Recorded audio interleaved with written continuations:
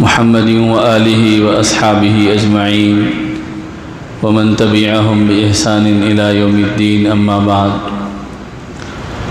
قال الله تبارك وتعالى أعوذ بالله من الشيطان الرجيم بسم الله الرحمن الرحيم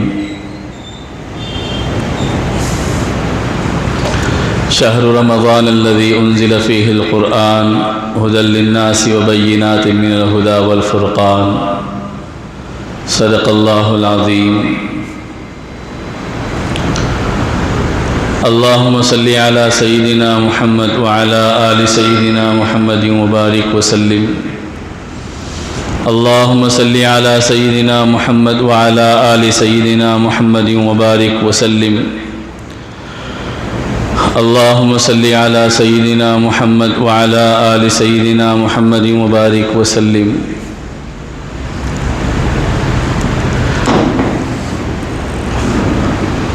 قابل احترام معزز بزرگوں اور عزیز بھائیوں،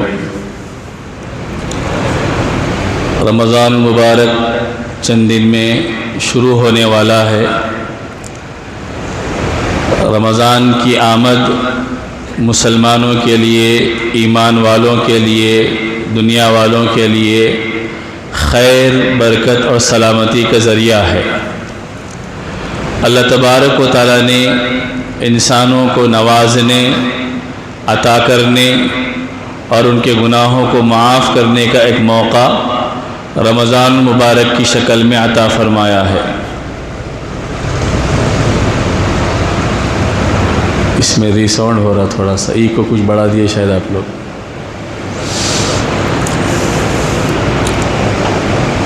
سیٹنگ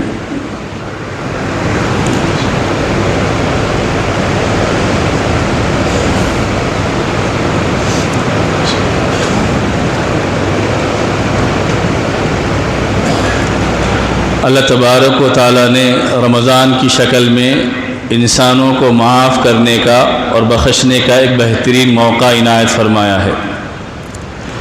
عام طور پر رمضان کی آمد سے پہلے ہم لوگ رمضان کی تیاری کیسے ہونی چاہیے اس کو سنتے ہیں، اور یہ سنانے کا مقصد بھی یہ ہوتا ہے کہ رمضان کو ہم اس کے مطابق گزارنے کی فکر اور کوشش کرنے والے بنیں۔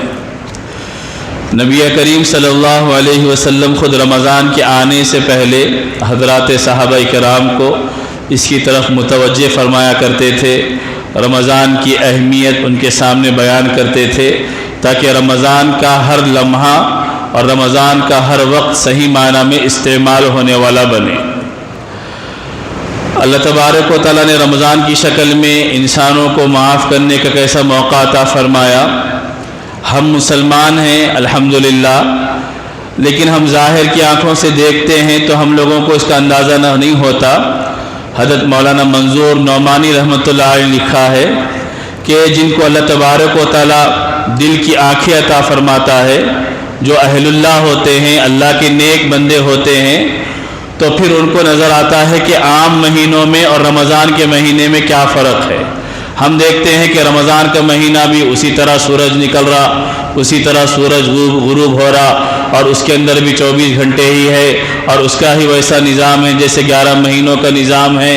بس ہم یہ سمجھتے ہیں کہ ہمارے کھانے کے اوقات بدل گئے ہیں اور عبادت میں اضافہ ہمارا ہو گیا ہے، لیکن اللہ والے فرماتے ہیں کہ جن کو اللہ دل زندہ جن کا ہوتا ہے اور اللہ سے جن کا تعلق ہوتا ہے، تو پھر ان کو ایسے محسوس ہوتا ہے جیسے ہم کو دن اور رات میں فرق محسوس ہوتا ہے۔ عام مہینوں میں اور رمضان کے مہینے میں ان کو ایسے فرق محسوس ہوتا ہے۔ وہ دیکھتے ہیں کہ کیسے اللہ کی رحمتیں اتر رہی ہے، کیسے اللہ کی نوازشوں کی بارشیں برس رہی ہے، اور کیسے انعام کا، اکرام کا، نوازنے کا اللہ تبارک و تعالیٰ کی طرف سے معاملہ ہو رہا ہے۔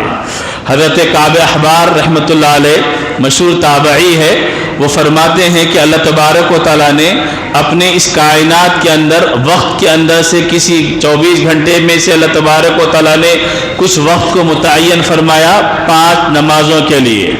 24 گھنٹے میں 5 نمازیں اللہ تبارک و تعالیٰ نے فرض فرمائی، ان کے اوقات کو مقرر فرمایا۔ اسی طرح اللہ تبارک و تعالیٰ نے ہفتے میں جمعے کے دن کو مقرر فرمایا۔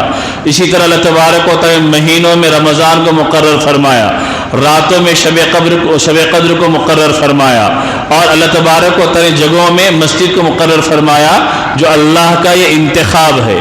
یہ رمضان بھی گویا کہ اللہ کا انتخاب ہے سارے مہینوں میں انسانوں کو نوازنے، عطا کرنے اور دینے کے لیے۔ تو اللہ کے نبی صلی اللہ علیہ وسلم نے اس کی اہمیت کو، اس کی فضیلت کو بیان فرمایا ہے۔ پہلے ہم رمضان کی مختصر فضیلت ذہن میں رکھے تاکہ رمضان کے اعمال کو، عبادات کو انجام دینا ہمارے لیے آسان ہو۔ اس کے بعد پھر رمضان ہم کیسے گزاریں گے، کیا ہماری ترتیب ہونی چاہیے، وہ بھی مختصر انشاءاللہ ذکر کریں گے۔ رمضان کے بارے میں پہلی بات جو قرآن کریم میں رمضان کی فضیلت کو، عظمت کو بیان کیا گیا ہے، وہ یہ ہے شہر رمضان الذی انزل فیہ القرآن ھدی للناس وبینات من الھدی والفرقان، کہ اللہ نے رمضان کا مہینہ وہ مبارک مہینہ بنایا کہ جس میں اللہ نے قرآن کریم کو نازل فرمایا، جو قرآن سارے انسانوں کے لیے ہدایت کا اللہ تبارک و تعالیٰ کی طرف سے ایک مثالی نمونہ ہے کہ جس کے ذریعے انسان اپنی زندگی کو بنا سکتا ہے، سنوار سکتا ہے۔ تو رمضان یہ نزول قرآن کا مہینہ ہے۔ اس کے علاوہ بھی اللہ نے جتنے پیغمبروں کو کتابیں عطا فرمائی، صحیفے عطا فرمائے، چاہے حضرت موسیٰ ہو، حضرت عیسیٰ ہو، حضرت داؤد ہو، حضرت ابراہیم علیہ السلام ہو، ان تمام کو جو کتابیں ملی، جو صحیفے ملے، وہ بھی اسی مہینے میں اللہ تبارک و تعالیٰ نے ان کو عطا فرمائے تھے۔ تو رمضان کی پہلی خصوصیت یہ ہے کہ رمضان یہ نزول قرآن کا مہینہ ہے۔ پھر اللہ کے نبی نے فرمایا کہ اسی رمضان میں اللہ تبارک و تعالیٰ نے ایک رات رکھی ہے جو 1000 مہینوں سے زیادہ افضل ہے۔ اس رات میں اللہ نے قرآن کو نازل فرمایا۔ مہینے کے اعتبار سے رمضان کو اللہ نے منتخب فرمایا، رات کے اعتبار سے شب قدر کو اللہ نے منتخب فرمایا، جس شب قدر کی فضیلت کو، عظمت کو اللہ نے باضابطہ ایک سورے کے اندر نقل فرمایا، انا انزلناہ فی لیلۃ القدر وما ادراک ما لیلۃ القدر لیلۃ القدر خیر من الف شہر تنزل الملائکۃ والروح فیہا باذن ربہم من کل امر۔ تو یہ اللہ نے رمضان کی عظمت کو بیان فرمایا کہ قرآن جو سارے کلاموں کا سردار، اللہ کی ساری کتابوں کا سردار ہے، اور سارے کلاموں میں سب سے افضل ترین کلام قرآن کو اللہ نے بنایا، اس قرآن کو نازل اللہ نے اس مہینے میں فرمایا۔ تو یہ اللہ کا خاص مہینہ ہے جس کی وجہ سے اللہ تبارک و تعالیٰ نے قیامت تک انسانوں کی ہدایت کے لیے قرآن کو جو نازل فرمایا وہ رمضان میں نازل فرمایا۔ پھر اس میں رات بھی رکھی جو 1000 مہینوں سے زیادہ افضل۔ اگر کوئی ایک بندہ اس رات میں عبادت کر لے اور وہ رات کو پالے گا تو 1000 مہینوں میں عبادت کرنے کا اللہ تبارک و تعالیٰ اس کو ثواب عطا فرمائیں گے۔ اس کے بعد اللہ کے نبی صلی اللہ علیہ وسلم نے فرمایا، اے ایمان والو، تم پر ایک بابرکت مہینہ آنے والا ہے، لہذا تم اس کی تیاری کرنے والے بنو۔ اللہ کے نبی صلی اللہ علیہ وسلم خود تیاری کیسے فرماتے؟ حدیثوں میں ہے کہ رمضان جب داخل ہوتا تو اللہ کے نبی صلی اللہ علیہ وسلم کی عبادت میں اضافہ ہو جاتا، اللہ کے نبی کے رونے اور گڑ گڑانے میں اضافہ ہو جاتا، آپ کا رنگ چہرے کا بدل جاتا، اور آپ صلی اللہ علیہ وسلم اپنے بستر پر نہیں آتے، یعنی راتوں کو قیام فرمایا کرتے تھے، راتوں کو جاگا کرتے تھے، رمضان شروع ہونے سے لے کر رمضان کے ختم ہونے تک۔ یہ اللہ کے نبی صلی اللہ علیہ وسلم کا معمول تھا۔ تو رمضان عبادت کا مہینہ ہے کہ جس میں اللہ تبارک و تعالیٰ موقع دیتے ہیں بندوں کو عبادت کرنے کا، اور بندے عبادت کر کے اللہ تبارک و تعالیٰ سے اجر و ثواب کو پا سکتے ہیں، حاصل کر سکتے ہیں۔ یہ رمضان کی دوسری خصوصیت ہے۔ رمضان کی تیسری خصوصیت، اللہ کے نبی صلی اللہ علیہ وسلم نے فرمایا کہ رمضان کا مہینہ یہ رحمتوں کا مہینہ ہے، اس کی ہر گھڑی، ہر لمحہ اللہ اپنی رحمتوں کو نازل فرماتے ہیں۔ رمضان کا مہینہ بخششوں کا مہینہ ہے، اللہ تبارک و تعالیٰ بندوں کو معاف فرماتے ہیں۔ ہمارے علاقے کے ایک بڑے بزرگ عالم دین ہیں حضرت مولانا شاہ جمال الرحمن صاحب، انہوں نے بڑی اچھی خوبصورت مثال دی کہ رمضان میں انسانوں کے دلوں پر کیسے اللہ کی انوار اللہ کی بخششوں کی بارشیں ہوتی ہے. انہوں نے فرمایا کہ عام طور پر ہوتا یہ ہے کہ چھوٹا بچہ باہر گلیوں میں مٹی میں کھیلتا ہے, کھیلتے کھیلتے اس کو پانی کی پیاس لگتی ہے, وہ گھر میں دوڑ کر آتا ہے, گلاس لیا, گھڑے میں گلاس ڈبانا چاہتا ہے, ماں دیکھ کر روک لیتی ہے. وہ فریج کھولا, باٹل لے کے پینا چاہتا ہے, ماں روکتی ہے اور یہ کہتی ہے کہ بیٹا تم دھول میں اور مٹی میں کھیل کر آ رہے ہو, پہلے اپنے ہاتھ دھو, اس کے بعد میں گلاس میں تم کو پانی ڈالوں گی, پھر تم پانی پینا. تو ماں بچے کی گندگی کو دور کرتی ہے, پھر اس کو صاف ستھرے انداز میں پانی پلاتی ہے, یہ کھلاتی ہے, اس کی ضرورت کو پورا کرتی ہے. 11 مہینے بندہ گناہوں میں زندگی گزارتا ہے, نافرمانی میں زندگی گزارتا ہے. رمضان کا مہینہ آتا ہے جو اللہ سے لینے کا مہینہ, اللہ سے حاصل کرنے کا مہینہ. تو اللہ نے فرمایا کہ پہلے تم توبہ کر لو, استغفار کر لو, معافی مانگ لو, تاکہ تمہارے دلوں کے اندر میری رحمتیں اترنے والی بنے, تمہارے دلوں کے پاکیزہ قلوب کے اندر میری برکتیں جمع ہونے والی بنے. ناپاک دلوں کے اندر اور ناپاک دل قلوب کے اندر اللہ کی رحمت اتر نہیں سکتی. اسی وجہ سے اللہ والوں نے لکھا ہے کہ رمضان کے آنے سے پہلے رمضان کا استقبال یہ بھی ہے کہ انسان توبہ کرے, گناہوں کے اوپر جائزہ لے کر معافی مانگنے والا بنے, استغفار کرنے والا بنے, اللہ سے دعا کرے کہ اے اللہ میں صحیح معنی میں رمضان کو گزار سکوں, آپ مجھے توفیق عطا فرمائیے. جب وہ گناہوں سے پاک و صاف ہوگا تو اس کے بعد پھر رمضان کے شروع سے لے کر رمضان کے آخر تک جو اللہ کی رحمتیں, برکتیں, عنایتیں انسانوں پر اترتی ہے, وہ ان ساری چیزوں کو اپنے اندر سما سکتا ہے, ان چیزوں کو اپنے اندر حاصل کر سکتا ہے. جیسے گندے پیالے کے اندر اچھی چیز نہیں ڈالی جا سکتی, اسی طرح گندے دل کے اندر اچھی چیز اثر انداز نہیں ہوتی. اس کو پاک کرنا پڑتا ہے, صاف کرنا پڑتا ہے. گناہوں سے آلودہ ہے تو اس کو دھونا پڑتا ہے, اور وہ دھونا اللہ کے سامنے معافی مانگنا ہے, توبہ کرنا ہے, استغفار کرنا ہے, تاکہ اللہ تبارک و تعالیٰ کی اس برکتوں والے مبارک مہینے سے پورا انسان فائدہ اٹھانے والا بنے. تو یہ رمضان کا مہینہ اللہ کے نبی صلی اللہ علیہ وسلم صحابہ کو فرماتے کہ تم تیاری کرنے والے بنو, اپنے نظام العمل کو صحیح بنانے والے بنو, تاکہ تمہارا پورا نظام صحیح انداز میں گزر سکے, تمہارے اوقات ضائع ہونے والے نہ بنے. یہ رحمتوں کا مہینہ ہے. اس کے بعد اللہ کے نبی صلی اللہ علیہ وسلم فرمایا کہ رمضان کا مہینہ یہ جہنم سے آزادی کا مہینہ ہے. اللہ تبارک و تعالیٰ رمضان کے دن اور رات میں انسانوں کو جہنم سے آزاد کرتے ہیں اور جنت میں ان کو داخل فرماتے ہیں. رمضان کا مہینہ یہ دعاؤں کی قبولیت کا مہینہ ہے. رمضان کے ہر دن روزے دار کی ایک نہ ایک دعا اللہ ضرور قبول فرماتے ہیں. وہ روزے کی حالت میں دعا کرے وہ بھی قبول ہوتی ہے, وہ افطار کے وقت دعا کرے وہ بھی قبول ہوتی ہے. تو رمضان یہ دعاؤں کی قبولیت کا مہینہ ہے. ایک مسلمان کے ذہن و دماغ میں جب یہ ساری چیزیں ہوں گی کہ رمضان کے کیا کیا خصوصیات ہے, رمضان کے کیا کیا فضائل ہے, رمضان کی برکتوں کو میں کیسے حاصل کر سکتا ہوں, تو پھر وہ رمضان کو اس انداز میں استعمال کرنے والا بنے گا. رمضان کے مہینے میں اللہ کے نبی عبادت کا اہتمام کرتے تھے, عبادت کے اندر اضافہ فرماتے تھے. رمضان کے اندر اللہ کے نبی تلاوت کا معمول آپ کا اضافہ ہو جاتا تھا, تو تلاوت کا معمول بھی ہمارا ہونا چاہیے. رمضان کیسے انسان رمضان کی خیر کو, برکتوں کو حاصل کرے, تو اس کے لیے جہاں نیک اعمال بہت سے انجام دینا ہے, وہی دوسرے نوافل کے ذریعے بھی عبادت کو انجام دینے والا بنے. پھر نبی صلی اللہ علیہ وسلم فرمایا کہ رمضان نیکیوں کو کمانے کا سیزن ہے.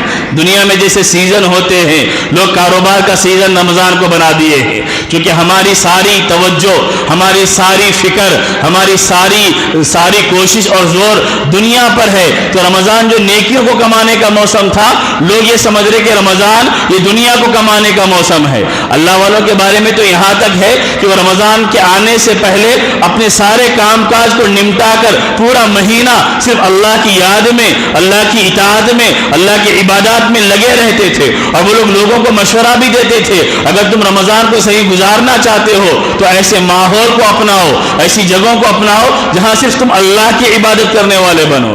تو رمضان نیکیوں کا سیزن ہے. کیسے سیزن ہے؟ اللہ کے نبی نے فرمایا کہ رمضان میں جو ایک نفل کام کرتا ہے تو اس کو فرض کے برابر ثواب دیا جاتا ہے, اور اگر کوئی ایک فرض کام انجام دیتا ہے تو 70 فرائض کا اللہ تبارک و تعالیٰ اس کو ثواب دیتے ہیں. ہم نفل پڑھیں گے فرض کا ثواب ملے گا, سنت ادا کریں گے فرض کا ثواب ملے گا, اور ایک فرض نماز پڑھیں گے تو 70 فرائض کا ثواب اللہ تبارک و تعالیٰ عطا فرمائیں گے. رمضان لوگوں کے بوجھ کو ہلکا کرنے کا مہینہ ہے.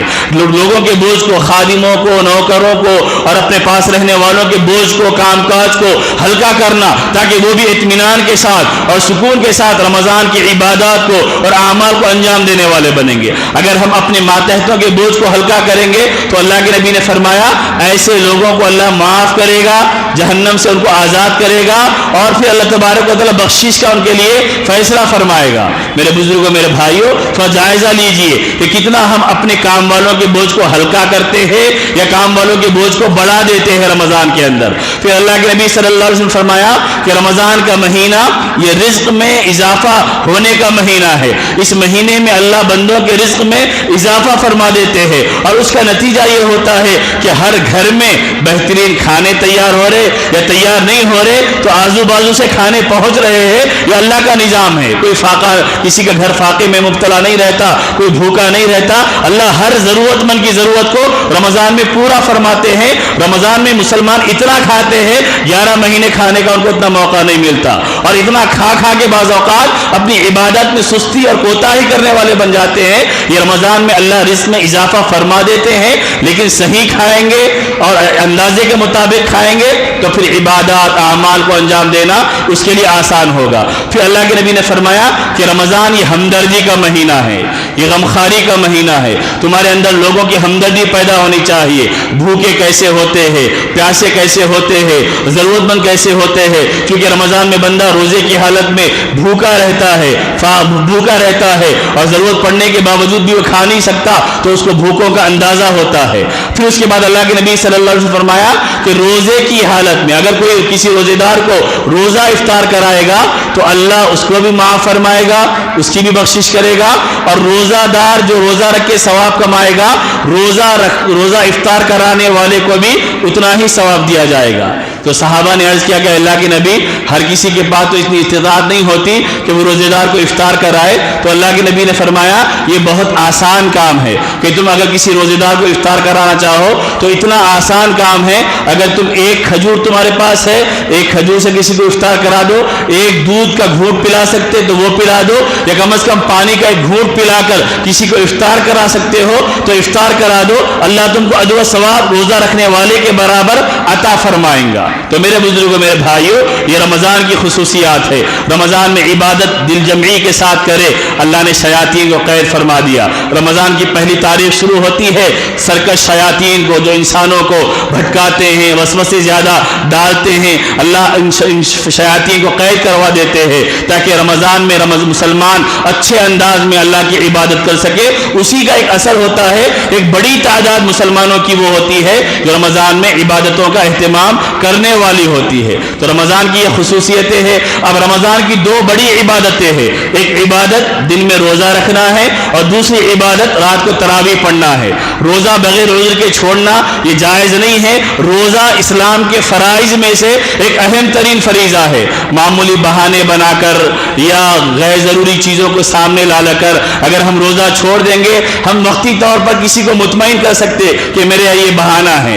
جھوٹا بہانہ بھی ہم بنا کے سامنے والے کو تو کنفیوز کر سکتے, لیکن اللہ تو بہرحال جاننے والا ہے کہ واقعی ہم روزہ رکھنے کے قابل ہے یا روزہ رکھنے کے قابل نہیں ہے. بغیر عذر کے اگر کوئی ایک روزہ بھی چھوڑے گا, بعد میں حدیث میں ہے زندگی بھر بھی قضا کرے گا تو وہ اس ایک روزے کے بدل کو نہیں پہنچ سکتا. اتنا زیادہ اللہ نے رمضان کے روزوں کے اندر کیفیت رکھی ہے کہ ایک روزہ بغیر عذر کے چھوڑ دے تو ساری زندگی بھی قضا کرے, قضا تو ادا ہو جائے گی, لیکن جو اجر و ثواب رمضان کے روزے کا ہے وہ اس کے مقابلے کو نہیں پہنچ سکتا.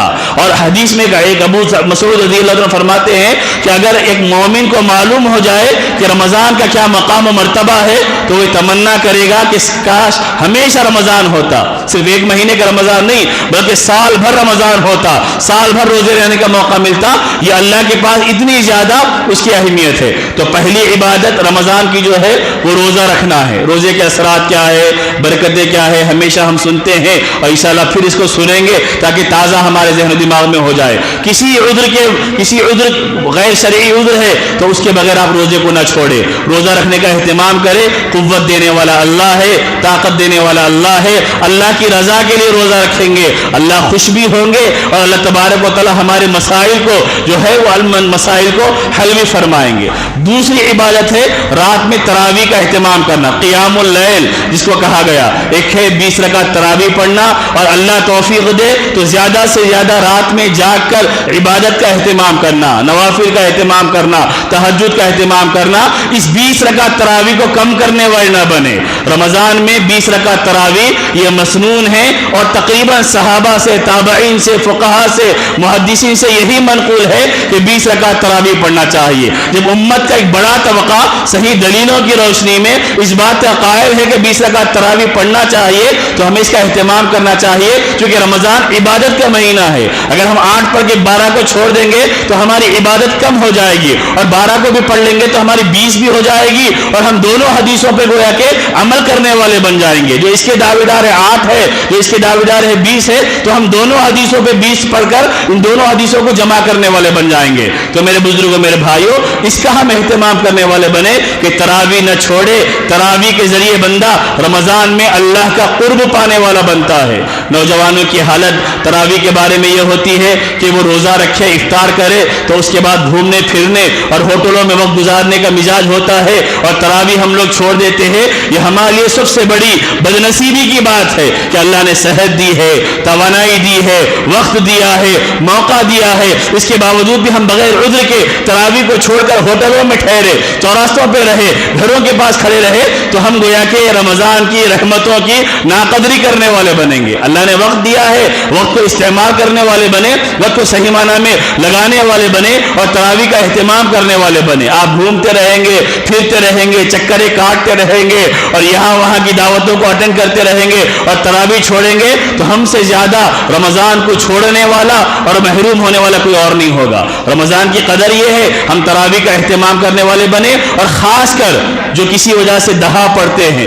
تو ان کی بھی ذمہ داری ہے کہ 10 دن میں آپ نے تراویح میں قرآن مکمل کیا ہے، تراویح مکمل نہیں کی ہے۔ تراویح تو چاند رات سے لے کر چاند رات تک پڑھنا ہے، دہے میں صرف ایک قرآن مکمل ہوتا ہے، باقی روزانہ تراویح 20 رکعت پڑھتے رہنا یہ ہر مومن کی ذمہ داری ہے۔ دہا پڑھنے والے یہ سمجھتے ہیں کہ میرا قرآن مکمل ہو گیا، اب میں آزاد ہو گیا۔ ہم آزاد نہیں ہوئے۔ رمضان تراویح کی 2 سنتیں ہیں، ایک ہے تراویح میں پورا قرآن کرنا مکمل، اور ایک ہے تراویح مکمل چاند رات سے چاند رات تک پڑھنا۔ اگر کسی نے دہے میں قرآن مکمل کر لیا ہے تو ایک سنت اس کی پوری ہوئی ہے، باقی دوسری سنت تراویح کو چاند رات تک روزانہ پڑھتے رہنا یہ ذمہ داری باقی ہے، یہ ختم نہیں ہوئی ہے، اس کی بھی بہت زیادہ ضرورت ہے۔ بعض اوقات چونکہ مجبوری یہ ہوتی ہے، حفاظ بہت سارے ہیں، ان کو مسجدیں نہیں ملتی، جگہ فراہم نہیں ہوتی، تو ان کے لیے دہے کا انتظام کر دیا جاتا ہے۔ اب ہم اس کا غلط فائدہ اٹھاتے ہیں، دہا پڑھ کے اپنے آپ کو فارغ سمجھتے ہیں اور اپنے آپ کو بری سمجھتے ہیں، یہ غلط ہے۔ میرے بزرگوں، میرے بھائیوں،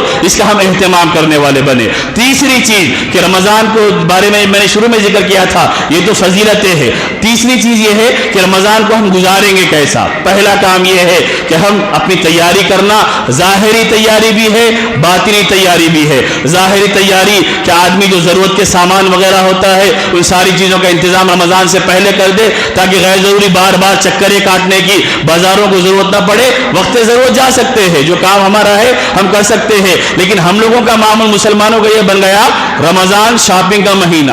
رمضان میں شاپنگ کریں گے، نیا اسٹاک آئے گا، نئے کپڑے آئیں گے تو ہم آخری دہے میں اور زیادہ ہو جاتا ہے، 10 پہلے عشرے کے بعد اور زیادہ اہتمام ہو جاتا ہے۔ یہ بھی ناقدری ہے۔ ہم پہلے سے تیاری کریں اور اس کا نظام بنائیں اور اپنا ٹائم ٹیبل بنائیں کہ مجھے کیسے رمضان کے 24 گھنٹوں کو استعمال کرنا ہے۔ قرآن کی تلاوت کا نظام ابھی سے بنا لے کہ کم از کم میری 3 قرآن رمضان میں مکمل ہونا چاہیے۔ پہلے عشرے میں 1 قرآن، دوسرے عشرے میں ایک قرآن، تیسرے عشرے میں ایک قرآن. روزانہ اگر ہم 3 پاروں کی ترتیب بنا لیں گے اور 3 پاروں کو بھی ہر نماز کے بعد بانٹ لیں گے، ایک نماز کے بعد اتنا پڑھوں گا، دوسری نماز کے بعد اتنا پڑھوں گا، تو انشاءاللہ آسانی کے ساتھ 10 دن میں ہمارا ایک قرآن مکمل ہوگا. اور ہم خوش نصیب کہلائیں گے کہ جو رمضان کی صحیح معنی میں قدر کرنے والے بنیں گے. تو یہ رمضان کا نظام ہے کہ اس کے مطابق ہم کو اگر رمضان کو ہم گزاریں گے تو انشاءاللہ ہمارا رمضان صحیح گزرے گا اور صحیح معنی میں ہم رمضان کی برکتوں سے فیض پانے والے، رمضان کی رحمتوں سے اپنے دامن کو بھرنے والے بنیں گے.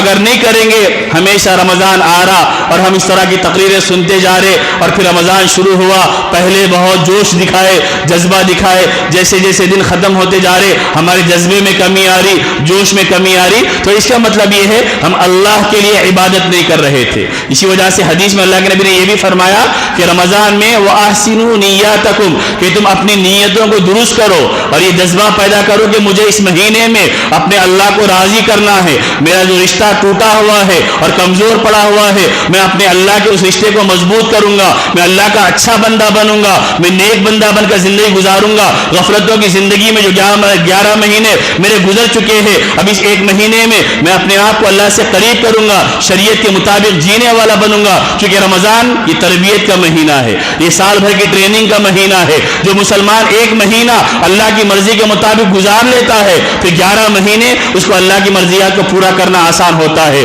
جو سال پورا کر لے گا وہ زندگی پوری اللہ کی مرضیات کے مطابق جی سکے گا. یہ ترتیب اور یہ نظام ہے. تو اس وجہ سے ہمیں رمضان کا اہتمام کرنا چاہیے اور رمضان کو صحیح گزارنا چاہیے. یہ تو رمضان کے استقبال سے متعلق بات ہے. ایک بات آخری جو ذکر کرنا ہے وہ یہ ہے کہ 14 فروری کو ویلنٹائن ڈے کے نام سے منایا جاتا ہے. ساری دنیا میں بے حیائی اور بد تہذیبی کو عام کیا جاتا ہے. اس میں نوجوان، کالج میں پڑھنے والے لڑکے اور لڑکیاں ملوث ہوتی ہے. یہ ہمارے لیے سب سے بڑا چیلنج ہے. ہم مسلمان ہیں، نبی کی تہذیب کو ماننے والے، نبی کے کلچر کو ماننے والے، قرآن و سنت کی پاکیزہ تعلیمات کو رکھنے والے. ہم ایسے بے حیائی والے دنوں کا بائیکاٹ کریں، ہم بے حیائی والے کلچر کا بائیکاٹ کریں.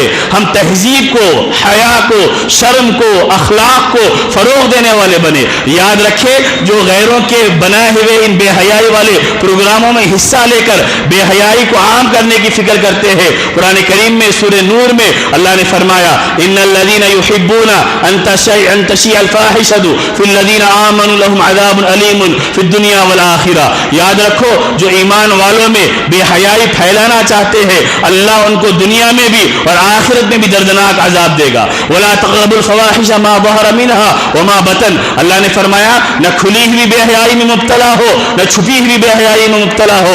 ہر بے حیائی والے کام سے بچنے والے بنو. اللہ کے نبی نے فرمایا الحیاء من الایمان والایمان فی الجنہ، کہ حیا یہ ایمان کا حصہ ہے اور ایمان یہ جنت میں لے جانے والی ہے. والبذاء فی الجفا والجفاء فی النار، اور بے حیائی یہ ظلم ہے اور ظلم جہنم میں لے جانے والا ہے. اور ایک حدیث میں اللہ کے نبی نے فرمایا حیا اور شرم یہ مومن کی علامتیں ہیں، بے حیائی بے شرمی یہ منافق کی علامتیں ہیں. تو خاص کر نوجوانوں کو چاہیے کہ ہم ایسے کلچر اور ایسے ڈیز اور ایسے پروگراموں کا بائیکاٹ کریں اور ہم واقعی اپنی زندگی کو قرآن و سنت والی بنانے والے بنے. ہمارے اندر حیا، اخلاق، کردار، تہذیب ہونی چاہیے تاکہ ہماری زندگی انسانوں کے لیے مثال بنے اور نمونہ بنے. ہم اس بد تہذیبی کے طوفان میں مبتلا ہونے والے نہ بنے. تو بہرحال خلاصہ یہ ہے کہ رمضان کا استقبال صحیح معنی میں یہ ہے کہ اپنا نظام بنائیں، اپنا ٹائم ٹیبل بنائیں، اپنا عزم کرے، ارادہ کرے کہ میں رمضان کو کیسے گزاروں گا، نوافل کا اہتمام کروں گا، 5 وقت کی نماز باجماعت مسجد میں ادا کرنے والا بنوں، 3 قرآن رمضان میں مکمل کرنے والا بنوں، یا آخری صورت کم از کم 1 قرآن میرا رمضان میں پورا ہونا چاہیے. صدقے کا اہتمام، خیرات کا اہتمام، اچھائیوں کا اہتمام، گناہوں سے بچنے کا اہتمام، نیکیوں کو انجام دینے کی فکر، یہ رمضان کی حقیقی معنی میں تیاری ہے. ورنہ رمضان آ رہا جیسے تھے ویسے ہی رہیں گے، ہماری زندگی تبدیل نہیں ہوں گی، ہم ناقدری کرنے والے شمار کیے جائیں گے. دعا فرمائے کہ اللہ تبارک و تعالی کہنے سننے سے عمل کی توفیق عطا فرمائے. وآخر دعوانا ان الحمد للہ رب العالمین.